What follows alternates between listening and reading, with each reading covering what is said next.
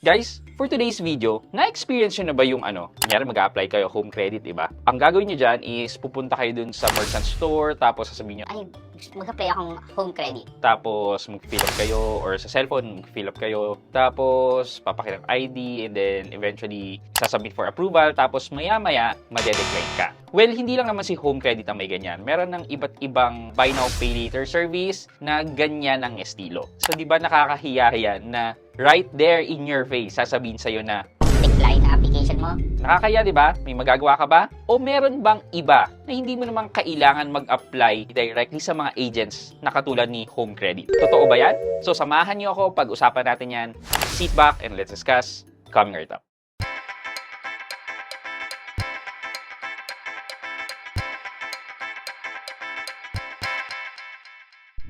Hi guys, this is Pat and you're in Pat Quintos Review TV. So if you're new here in my channel, I do reviews about personal finance na meron akong experience or meron na akong knowledge na ginawa ko na yun ng videos and playlists na makita nyo dito sa taas. At kung bago kayo dito sa channel ko, you may want to consider subscribing to my channel.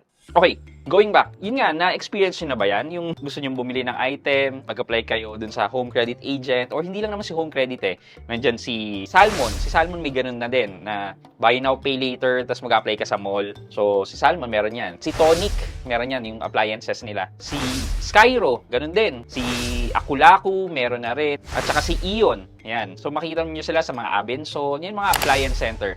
Mga cellphone center na mag-offer ng buy now, pay later. Pero, ang gagawin mo is dun ka mag-a-apply sa kanila. Tapos, pag nag-apply ka, parang alam mo yun, tapos biglang i-decline. Siyempre, di ba, nakakahiya. Parang aksaya sa oras mo, aksaya sa oras ng merchant or ng agent na nagpa-process, tapos made-decline ka lang naman din pala. Buti sana kung 100% yung approval ng application hindi. Etong mga ganito, ako ayoko mag-apply ng ganyan. Pwede pa siguro mag-apply ako offline, tapos kung ano man yung result nun, sabihin mo sa akin through email or text na, Sorry, decline yung application mo. matatanggap ko kasi hindi ako directly face-to-face mapapahiya dun sa mga agent. Well, ako lang yun guys Baka naman meron dyan na gusto talagang makipag face-to-face sa application ng mga ganyang loan. So, meron bang iba bukod sa kanila na mataas ang chance ng approval mo na hindi mo kailangang mag-apply sa kanila face-to-face? Well, may naisip ako. Dalawa actually. Si Bilis at si G-Gives. So, itong dalawang to, alam mo na kagad na ma-approve ka kapag bumili ka ng any gadgets or appliance kasi binigyan ka na ng credit line sa simula pa lang. Ibig sabihin neto na kung ano man yung binigay na credit line sa'yo is yun lang yung pwede mong i-consume. Hindi katulad neto ni Home Credit, sabi niya up to 80,000 yung pwede mong makuha pero pagdating doon, pwede ka naman palang ma-decline. Mas magpo-focus ako ngayon kay Bilis kasi si G-Gives naman ay napaka-straightforward na kung ano yung binigay na amount sa'yo, minimum ng 4,000 pesos, pwede mong magamit si G-Gives as long as yung merchant ay tumatanggap ng G-Gives. Kung wala, edi hindi mo rin siya magagamit. Now, I would like to focus more kay Bilis. Bakit? Si Bilis kasi, hindi naman din kailangan Bilis merchant lang. Hindi katulad ng G-Gives na kailangan merchant siya ni G-Gives. Si Bilis, pwede ka mag-installment sa kanya kahit sinong merchant, kahit hindi siya partner ni Bilis. Bakit? Kasi gumagamit si Bilis ng QRPH sa pag-scan or sa payment. So, kunyari may credit line ka with Bilis na 50,000 pesos at magbabayad ka through QR, then mabibili mo ang gusto mo kahit hindi partner merchant ni Bilis. What differentiates Bilis from other buy now, pay later service na sigurado ka ng approved like G-Gives or even Atomic Credit pala, the ability to boost your limit. Sa akin po, ang limit ko lang po kay Bilis ay 10,000 pesos kasi hindi ko po talaga siya laging ginagamit or tipong once in a blue moon lang. But I'm an avid supporter po ng Bilis. Even though wala po kaming collaboration ng Bilis, naniniwala po ako sa mga features and how they treat their customer. Si Bilis po ay may limit boost na tipong siya po yata yung una na nagkaroon neto versus sa mga buy now, pay later apps. Alam ko sumunod na lang dyan si SPay Later na nagkaroon ng SPay Later Extra. And then si G-Gives nagkaroon ng option sa G-Gives dashboard na increase your limit. Pero increase your limit by providing additional documents. Si Bilis naman, it's just a click away, magkakaroon ka ng additional limit. And same thing with SPay Later kasi parang ginaya lang naman din niya si Bilis. Okay, yung limit boost na yan is napakaganda niyan. Na-mention ko nga sa inyo na may bibili na akong gadget and that's why I'm checking all the details before I purchase an item. So, etong bilis limit boost na to, like for me nag-email si Bilis sa akin na sabi niya, yung limit boost ko daw ay pwedeng umabot ng up to 80,000. Upon checking before, and check nyo yung mga videos ko before about limit boost, yung limit boost ko lang noon ay up to 50,000. Meaning, yung credit limit ko from 10,000 hanggang 50,000 lang yung kayang i-limit boost or extra limit. Now,